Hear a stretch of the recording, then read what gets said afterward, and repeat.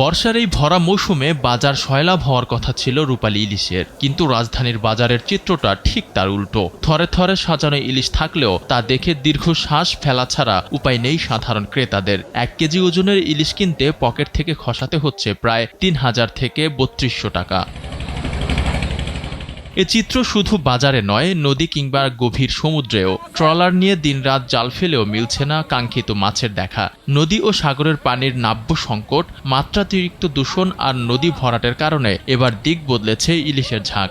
ফলে ফাঁকা ট্রলার নিয়ে ঘাটে ফিরে এসে দেনার দায়ে দিশেহারা উপকূলের জেলেরা।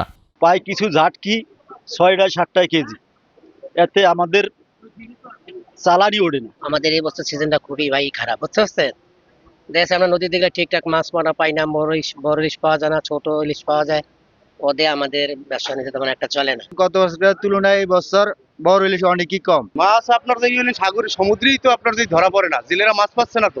বিশেষজ্ঞদের মতে জাটকা ও মা ইলিশ নিধন বন্ধ না হওয়া এবং জলবায়ু পরিবর্তনের প্রভাব, নদী ভরাট, নদীগুলোতে পানি স্বল্পতা আর প্রজনন ক্ষেত্রে ক্ষতিগ্রস্ত হওয়ায় স্বাভাবিক বিচরণে বাধাগ্রস্ত এই জাতীয় সম্পদের।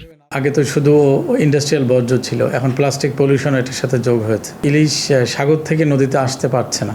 তারা যে ডিম দেওয়ার জন্য আসবে, নদীর মুখের যে গভীরতা দরকার হয়, 10 মিটার গভীরতা দরকার হয় তার মাইগ্রেট করতে গেলে, সেইটা অনেক জায়গায় গভীরতাটা নাই। আর একটা বড় কারণ হলো আমরা যে অনেক বেশি ধরে ফেলি, একেবারেই আইন আছে, আইনের প্রয়োগ নাই। বিশ্বে ইলিশ উৎপাদনে একটি স্থান বাংলাদেশের। রূপালী মাছের ঐতিহ্য ধরে রাখতে যদি প্রজনন ক্ষেত্র এর নদী রক্ষা না করা যায়, তবে হয়তো নিম্ন ও মধ্যবিত্তের খাবারের মেনু থেকে চিরতরে হারিয়ে যাবে এই ইলিশের স্বাদ। আমাদের ক্রয় ক্ষমতার বাইরে আমরা ইলিশ মাছ খাইতে পারবো না। মধ্যবিত্ত এবং সাধারণ যারা মানুষ তারা খাইতে পারবে না, একমাত্র বড় লোকরা কিনে খাইতে পারবে। সরকারি জব করে বা ভালো ইয়ে করে তাদের জন্য ঠিক আছে, কিন্তু আমাদের মতো মানুষ তো এটা খুবই এক্সপেন্সিভ হয়ে যায়, কেনার মতন অবস্থা দেখতেছি না।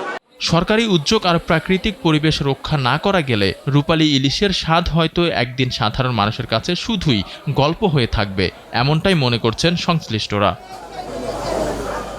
আলভি রায়হান, দেশ টিভি, ঢাকা।